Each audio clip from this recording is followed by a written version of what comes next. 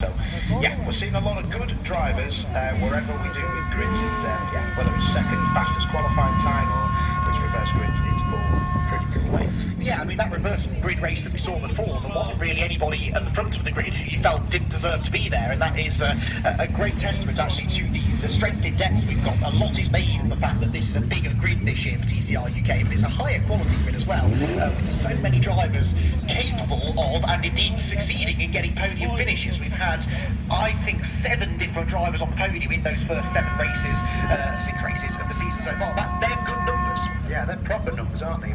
Like you say, that is testimony to the amount of people, and very good people.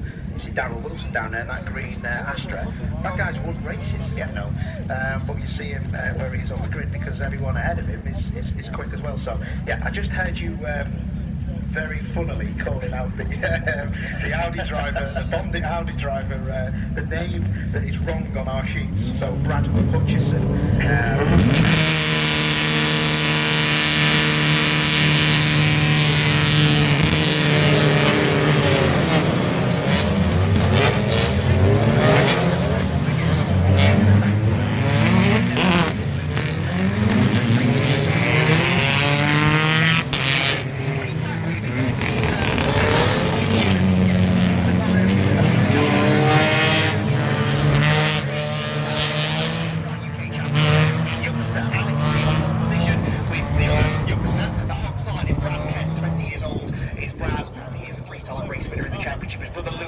Champion, he starts third ahead of Adam Shepherd with a new drive shaft, which we hope is going to hold together for him. Then it's Hutchison, fifth on the grid, with Isaac Smith alongside him on row 3. Smith having a really consistent weekend, as really has been the case for most of the season. Row number 4 then, just behind those two, we have got the next car of Chris Smiley and Jamie Tonks, with Whitfield and Hawkins next, although Hawkins there back in the top 10. Constable is next ahead of Darrell Wilson. He lines up on the 6th row in that Vauxhall Astra.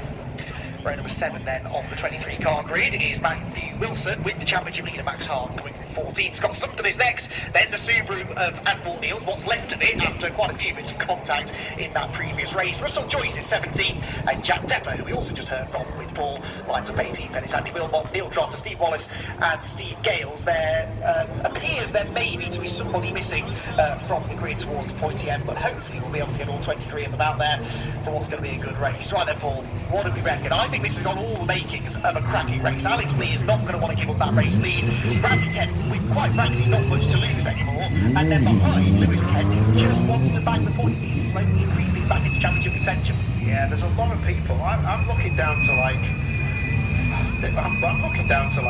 Darrell Wilson in 13 to look at anybody who can win this race, because this is going to get close off the start. But I think your Callum Newshams of this world, maybe Isaac Smith, they were all punchy when I spoke to them at lunchtime. So yes, mate, there's a lot of people too far away from the grid box there, aren't they? I spotted this yesterday, actually. I don't think they've got any team members there sort of waving them into line. I don't see much tape on the wall, which sometimes they use to give the drivers a reference, but always better to err on the side of caution, because if you go too far forward, then that's an instant penalty. But yeah, Brad Kent's in a different postcode to his excellent.